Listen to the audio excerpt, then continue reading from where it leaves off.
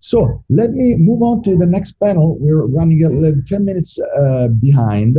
We'll have lots of time for questions later on. So I think we'll pile up these questions. So I ask all the attendees to be patient and pile up, make a note for the questions. There's going to be time for that as we move on. So Nick is the moderator of the next panel, which is covering the TCCB and the lawful access mechanism. It's really, really difficult and complex thing that have been engaged intellectually, everyone in cybersecurity for a long time, and it creates lots of confusion. I made a little bit of intro. Nick asked me to continue a little bit the intro I made and then pass on the presentation to him. So let me do that. Let's look at the slides we were looking before. We discussed the trustless computing paradigms, and this is a summary of it. Eighth one is the lawful access mechanism, right? So basically, the trustless computing compliant IT system will offer key and data recovery function, which is voluntarily, and it will offer governments on a voluntary basis, because no one is requiring to present requests for because some of our users, according to their evidence, has committed a crime, or it could be committing a crime. So all sensitive data and keys must be stored in a secret sharing architecture. This means that the keys, the encryption keys, are divided in 3 different places. So any compromisation, technical compromisation, or physical compromisation, someone coming with guns in a certain place threatening people, cannot compromise the information. So as we described before, we have 2 different flows of process. So now let me show a diagram that shows this flow a little better.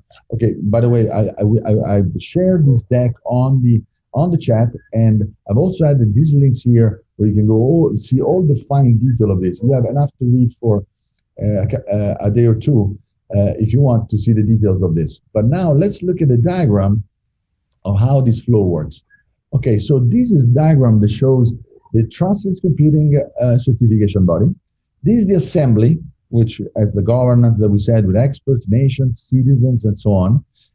The assembly is the ruling body of the certification body. It has 2 bodies which accounts to it. One is the TCCB Public Sphere Board, which has a role similar to the Facebook Oversight Board in order to regulate freedom of speech and all those kind of decisions within the discussions and so on.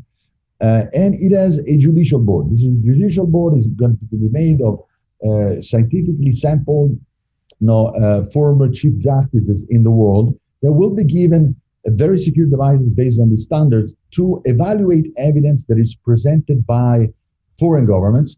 So if a foreign government gives a request to a provider, then since the provider cannot access his own server room because you have this jury of 5 randomly selected people that need to approve. So basically, a national security agency, first of all, submits a request to the judicial board of the assembly. This judicial board, if it's a local jurisdiction request, then the decision is passed on directly to the jury. So if it's a Swiss government and there's a Swiss hosting room in Switzerland, the call will be made by 5 randomly selected citizens who will be trained like a jury system and so on. If instead the request that arrives here is from a foreign government, so I don't know, let's say UK is presenting information to the judicial board, then this request is going to be evaluated directly by judicial board, and then the judicial board, if it approves, then it instructs, it orders this jury to open, to provide the information. So these 5 randomly selected citizens, they act in this scenario. They act as a jury. In this scenario, they just act as executioners. And so this happens concurrently in multiple nations. So of these 5 randomly selected people, there is going to be 10 selected, and whenever there's a need, they're called, and as soon as 5 show up, then the process can start. This will be happen transparently, not at the bottom of a big mountain in Switzerland, but in the center of a city in a glass box, so that you have that kind of security. Of course, there will be safeguards against kinetic attacks, but you have that transparency. So that said, now let me pass on the word to Nick to introduce the panelists and have this discussion. Thanks, Rufo. Can everyone hear me nice and clearly? Yes, we do. Okay, cool. All right, so basically, I would like to also welcome Koen, Head of Cybersecurity at PwC Luxembourg, Mika, Lauhde, VP for Cyber and Privacy Global Public Affairs at HUAWEI, Paolo Lezzi, CEO of InTheCyber, and I think Trolls Erting, I think he sent an email saying he was making it, but I can't see him on the call, so we'll see if he arrives. We're running about 15 minutes late, so I won't dilly-dally. God, that's a nice old expression. Can't believe I used that in person. Yes, so I mean the slide that Rufo went through, we don't have time to pick it apart, but let's talk from a practical perspective. Maybe hand it over to you, Koen. What are when you're advising some of your key clients in PwC, what kind of questions do you have which may allude to some of these discussions that we're having now, and how do you answer those to your major clients? Yeah, well, I don't think anyone asked me about lawful access so far. It's more in the context of GDPR or other privacy regulations, which more or less mean the same thing in the end. So people will hold their own keys, will like to have, or would like to have full control over the data through an encryption mechanism, regardless of where the data would be stored. Some, of course, are wary about certain governments. And I think if I look at the proposition made by Rufo, it looks very, very nice and neat in theory, though I'm still wondering how it could work in practice, because, you know, the world doesn't turn with rules only. There is also a political agenda and a hidden agenda in many countries, which could make it, of course, sometimes difficult. So in that sense, if direct customers would not ask anything like that, but I also have experience with police. They would be open, of course, to have a certain form of access, because investigation today is quite difficult. And depending on the rights of the perpetrators or the accused, yeah, sometimes it's in their advantage not to share any of the encrypted data. So in that sense, I understand the requests, of course. But then again, what if you as a user somewhere are involved in a data access by lawful request? What are your rights then, and how can you enforce them if so many parties are there to decide if we grant access or not? That's still a question that I haven't seen an answer on, of course. Yeah, and it's one that even like the slide shows, you've got one in theory and then the other in practice, and that's making those two meet is a perennial challenge. Yeah, maybe Europe could take the lead on this and make it work for Europe. That would already be neat, or for NATO related countries, for example. We need to think in clusters like that. It will never work for the entire world. That's for sure. Mika, handing it over to you, what are your reflections about, I guess, the slide, and also what Koen was just saying then? Okay, I have been doing this cybersecurity now 30 years, and I have been having the privilege to run the criminal compliance for the biggest mobile ecosystem or operating system in the whole world, which was coming from Europe. So nobody is having a better experience than what I'm having.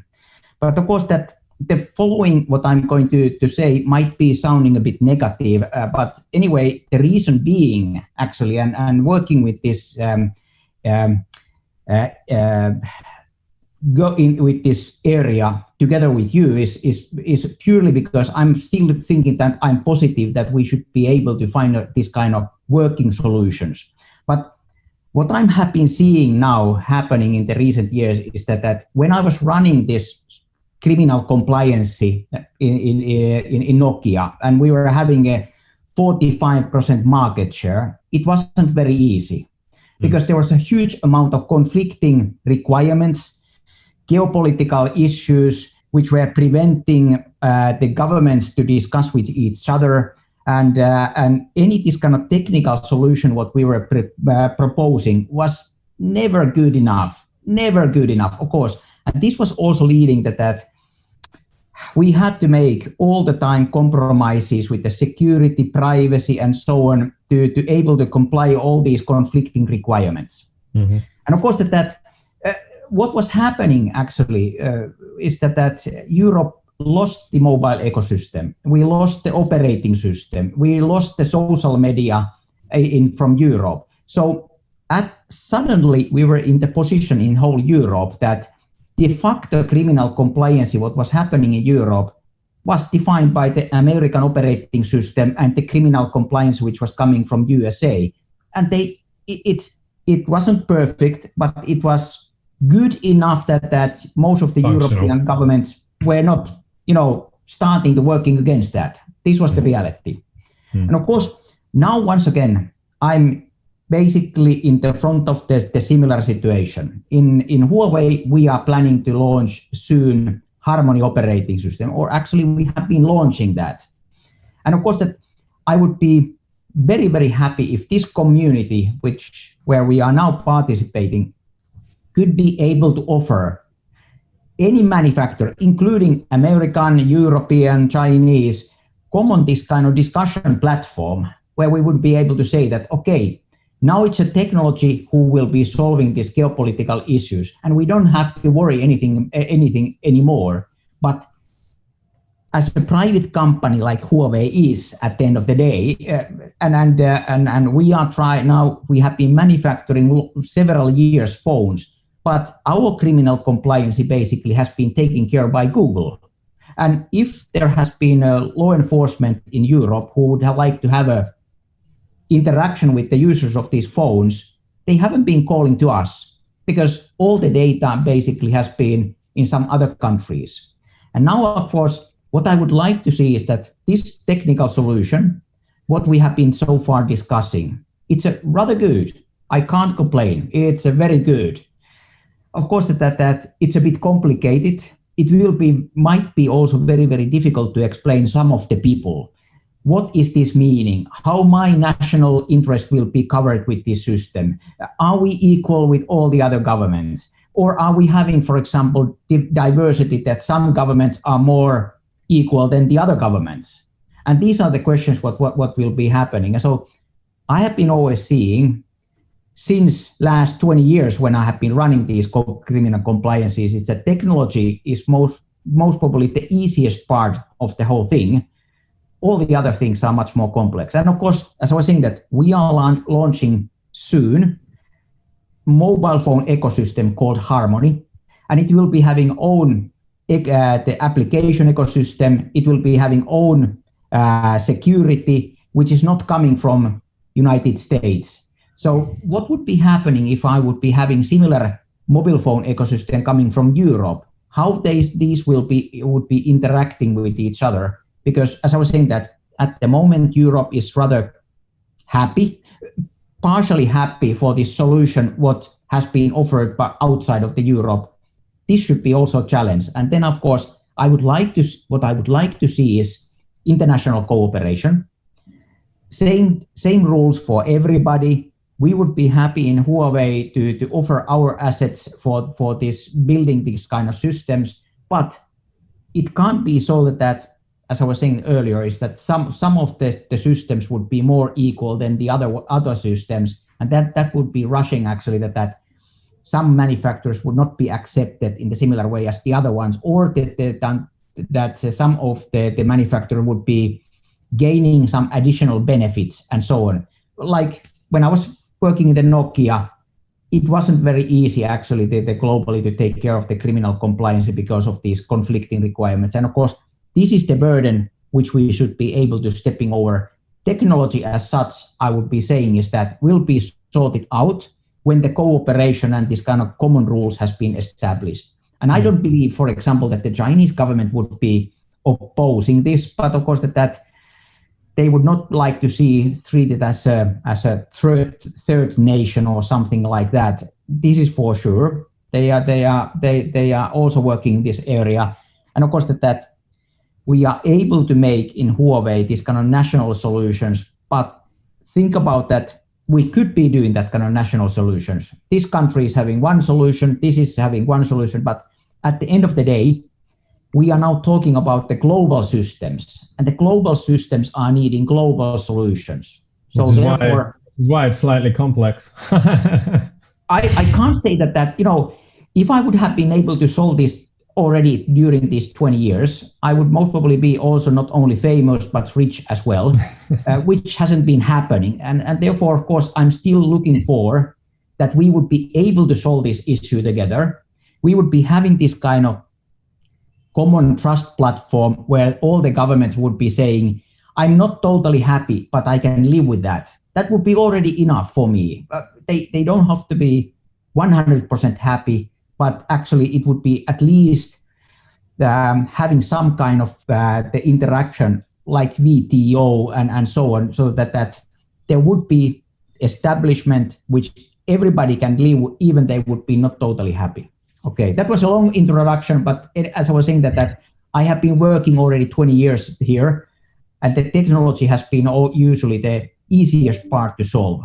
Well, it's going to be quite interesting to see what kind of regulations, what kind of technological mechanisms are in place to for people to jump into that and tear it apart. So that'll be fun. It'll be interesting.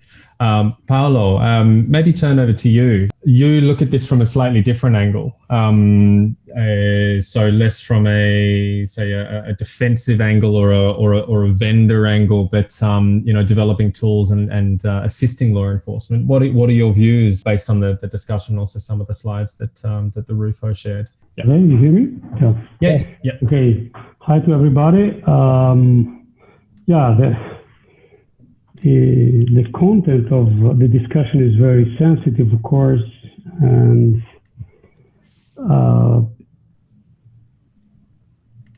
I don't want to say that what is suggested is utopistic, because we must always start from something utopistic to reach one point.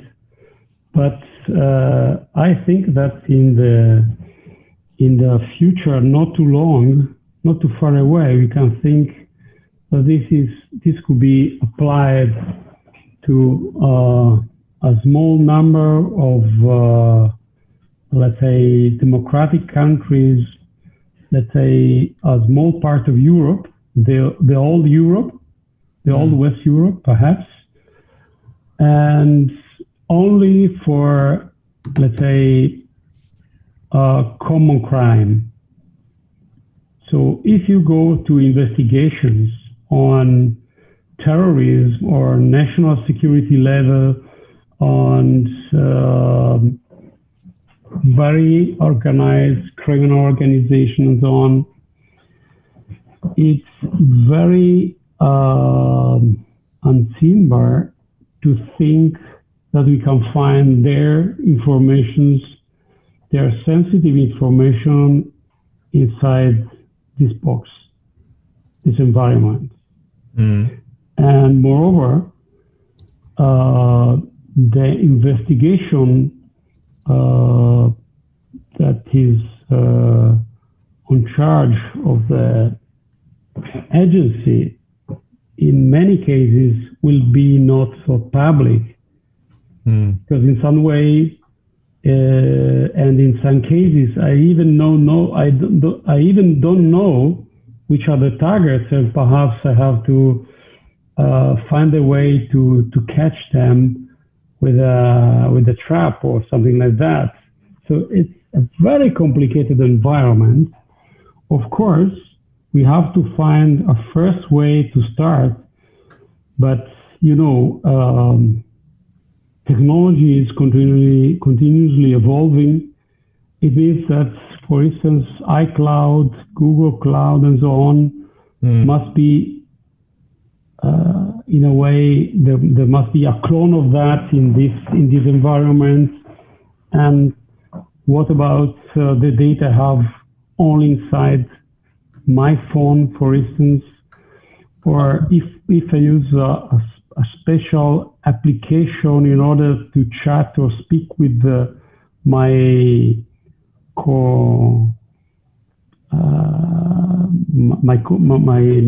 friends in crime and so on. So you understand? May I say something to? I like what the Paolo was saying is that and this is also what I have been experiencing in my life is that also in Europe, when what the Paolo is saying that about the democratic countries and so on, when there is a legal right to ask information and make this kind of lawful access in the interest of economical benefits, this is also written in some of the laws in Europe. So that the question is that anybody who is the gatekeeper will be put in the rather bad position, because if there hasn't been any crime happening, but it's written in the law that because I'm interested to get information which would be benefiting my economic interest, I'm having right to ask this kind of lawful interception. And then actually this party, whoever it is a gatekeeper. It can be the manufacturer, it can be the trusted computing, it can be whatever institution, will be put rather between the rock and hard place, because it's not about the crime, it's just purely economic interest. I want to have a bigger share from the cake. And therefore, Paolo, as you were saying, it's getting a bit tricky sometimes. And this is only, I'm not saying that this would be happening outside of the Europe. These are the countries inside of the Europe. If I may say just one clarification in regards to the opening of discussion that Mika has brought. Now, one clarification is that this Trustless Computing Certification Body does not require any new law or any approval of any government. So under current international law and national law, this certification can be just set in place, and its ability to give governments, intelligence agencies, their ability to entertain requests, it's done on a voluntary basis, is extra, right? Of course, you don't want to, they would say in Oxford, you don't want to piss off the CIA or KGB. So that's why you want to conceive, and we've been engaging with them a lot of time. Tomorrow we're going to have an edition where it's only going to be public officials, very high-level cyber diplomats. And so under that scenario, we don't have to get into negotiations necessarily with the veto holders. That said, of course, that doesn't make this easy. We even conceive the governance, and in the next session we'll see that initially governments are not necessarily needed, are highly welcome but not needed in the governance. You can acquire democratic accountability of this body without having direct government participation. But when and if nations from at least 3 different continents participate, as varied as possible, you're mentioning China, and so on, as varied as possible participate, then these nations will get 30% of decision-making power. And also under the current governance, there's going to be several benefits that the nations get from this, because, so on one side, the nations would lose the ability to remotely and arbitrarily hack on these devices, which is bad, right? But they get a certainty that if they do have some kind of demonstrable case to be made, within an hour and a half, they will have access to the evidence, and that evidence will be clean and solid. Because now the evidence they get through target malware, it's not recognized in the Supreme Courts in Italy, France, and Germany.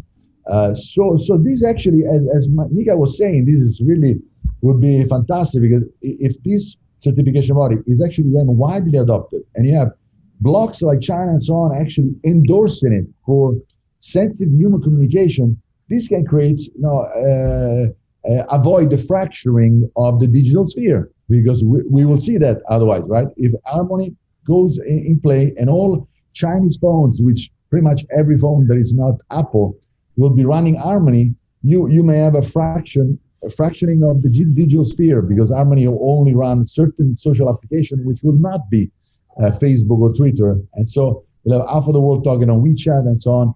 And so I think now what you're suggesting is also opening some very interesting opportunities, even though it is quite ambitious and utopic, possibly, as Paolo said. Sorry, Nick. Yes, Let me pass it on. Yeah. Paolo. Of course, that companies like HUAWEI, we like to be good corporate citizen. Of course, that we want to protect the privacy. We want to cooperate with the authorities. We are not. We have to follow the rules what the governments around the world are setting, and of course that when you are a global player, of course that then actually you are having this kind of global issues, and of course the national players are only having a national issues, and that is the reason why, for example, that network security is much more easier actually to establish. That we are having a certain 3GPP technical solutions for lawful interception, 33.107 and so on. But for the mobile phones, different ecosystem and operating system, this kind of specification hasn't been happening so far. So that of course that it's something which needs to be built in. And of course that this is also one of the things is that when we are underneath the accusation all the time that somebody is spying with our phones, somebody is utilizing our network, we have to be very, very strict that we are not putting a single line of additional code in our system, which any government would be saying that, hey, this is something very suspicious. So that and this is of course needing that what we like to do has to be so transparent that nobody is able to use this against the technology players like HUAWEI or any other. So that this is something that it has to be fully transparent, fully visible, no this kind of dodgy business, everything has to be clear. And this is then actually we are able to do something in this area. So I don't say that it's impossible, it's just difficult. And of course that the same rules should be applying for everybody.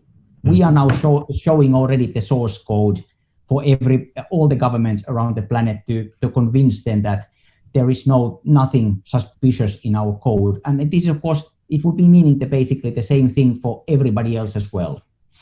Yes, if I can just. Oh, sorry, Rufo. Paolo, you were going to say something? Yes. So there is also another big problem that in order to Mika was speaking of giving us a technological provider access to all they have. Okay, this is the good thing to hear. But in order to make the lawful interception and to have the possibility to do it not intruding systems, but through, let's say, approved going in, we need to have, let's say, a clone of Google, eCloud, all the applications and the system of all the technological provider like HUAWEI, Apple, and so on and so on and so on, and all the application servers of the communication application, the social network, and so on. Otherwise, or better say, there must be a process certified like TCA is saying, but without building up another room, but using the existing systems with, let's say, a supervision of this organization. But this is more and more utopistic. And again, it comes back to the complexity of managing that oversight, which is, again, I think, Koen, you mentioned that was one of the primary issues that you mentioned. I'm just conscious of time because we will try and regather some of the minutes that we dropped initially. Rufo, maybe from here we can have a final note and then move on to the governance and statute. Would that make sense? Yes, absolutely. So thanks for leading this session. In previous conferences, the conference would last the full day, 1 or 2 days, and we can very well understand that we tried to have this discussion in 30 minutes, and we could have spent the next 3-4 hours. Possibly no one would have gotten bored and would have learned a lot. So possibly, I mean, most likely we'll repeat these things in the next months, and actually we need to continue this conversation. That's the thing about virtual. You can't replace physical interaction. You can go for a lot longer with faces and handshakes and everything. When it's on Zoom, constant back-to-back discussions. I mean, yeah. If the Zoom CEO is saying that he can only handle 5 calls a day, then we know. So thank you everyone, and I'll hand it over to Rufo to introduce the governance aspect. Thank you. Yeah. Okay, thanks, Nick. So basically, just to finish up on what Mika said about having a equal field now between China and the US now on having an evaluation of the security of certain solutions. It's I'll give you an example. For example, one of the partners are creating a first computing base which is compliant to TCCB is a foundry. There's a foundry in Italy which is called Foundry. It was one of the only independent foundries in Europe, not owned by a major conglomerate which could be pressured by a large government. But then this foundry was bought by a large Chinese group, as MIC and so on and so forth. So you have a foundry which is under Italian jurisdiction, but has ownership of China. So when you're going to judge a solution, TCCB solution, is it more secure to have a Chinese-owned foundry in Italy, or is it more secure to have a European-owned foundry in China, right? So you have different things. Of course, the owner of a certain foundry has a pressure on the executive, which could percolate and create vulnerabilities down in the operation of the foundry. But then again, if you have a foundry in a country where basically if you're acting as a spy and so on and so forth, there are certain I mean there is some limits to how a employee could work. Then you have a different scenario. So these are difficult questions that should be, as Mika said, be assessed in a neutral way, because there are different models within China and the West. They're not equal. Everyone has its judgment, but the truth is that the United States has national security letters, and many providers, companies, they can receive a letter, a gag order, and they have to do what they're asked to do. And so basically that's similar in China and similar in Russia. So possibly this creates an opportunity for Europe to do better, but then also that's it. So I just want to finish this up with Mika, and I guess the discussion on the lawful access mechanism opens up very well the next session that we're on, which is on the governance, TCCB governance, because basically it was mentioned how basically the governance of this, especially when nation states get involved, can become really complex. There are just so many issues and interest involved.